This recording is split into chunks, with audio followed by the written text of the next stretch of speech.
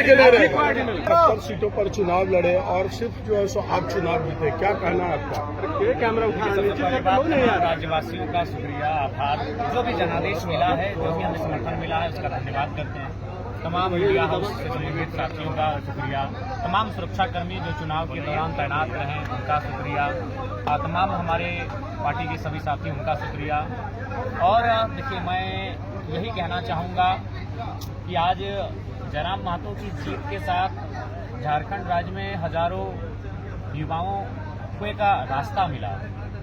वे अपने आंखों में एक सपना सजाएंगे।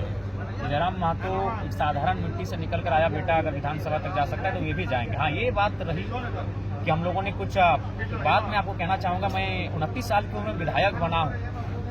मुझे मेरे विधायक बनने से लाखों लोगों को खुशी है, लेकिन इंटरनली अगर मेरे अंदर कोई विशेष भाव उत्पन्न नहीं हुआ है, क्योंकि मैंने इन 3 सालों में जनता के दुख दर्द तकलीफ को इतना देखा है कि मेरे अंदर जो कुछ भाव होते हैं उन भाव को भी मैं समझ नहीं पा रहा हूँ कि विधायक बनने की एक ललक होती है। और जहाँ तक आपने जो कहा, हमें लगता है कि अगर समय मिलता, क्योंकि मेरा मानना है, देखिए चंदन क्यारी हम लोगों ने अमर बावरी को पछाड़ा, ठीक है, हम लोग दूसरे स्थान पर रहे।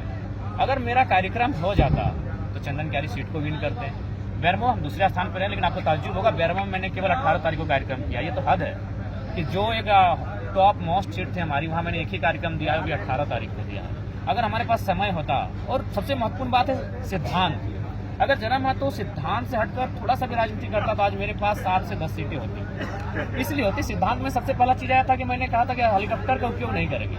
अगर हम सिद्धांत से हटकर हेलीकॉप्टर का उपयोग करते और हम अपने प्रत्याशियों के लिए प्रचार के लिए जाते हैं तो आज जीतने की संभावना अभी पनेसर जो रामगढ़ से थे 70,000 के आसपास लाए नहीं होता है विधानसभा 70,000 वोट।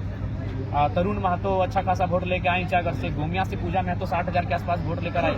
ऐसे बहुत सारी सीटें हैं जिनको हम जीत सकते थे केवल और केवल अपने सिद्धांत से समझौता करते तो। ऐसी बहुत सारी सीटें ऐसी थी जहां मंझे हुए लोग हमसे जुड़ रहे थे, किसी विधायक के बेटा जुड़ रहे थे, कहीं पूर्व विधायक हमसे डायरेक्ट जुड़ रहे थे और उसमें हम जीत सकते थे। लेकिन हमने सिद्धांत को कहा कि हम लोग तो एक नई, हमारा मकसद सत्ता नहीं, हमारा मकसद सिद्धांत है, हमारा मकसद परिवर्तन है।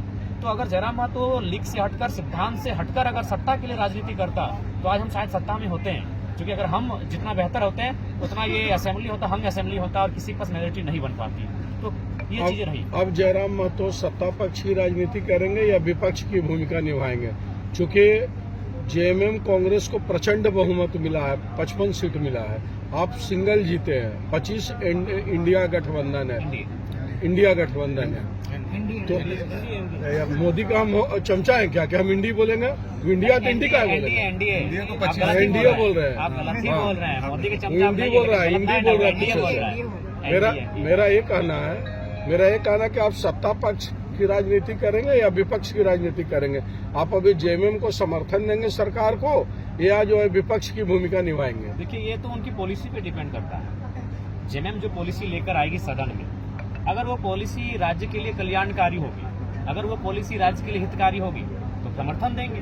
लेकिन राज्य के लिए अगर हितकारी नहीं होगी तो निसंदेह सड़क से लेकर सदन तक अपनी आवाज को बुलंद करेंगे, हम सदन में भी उनका विरोध करेंगे।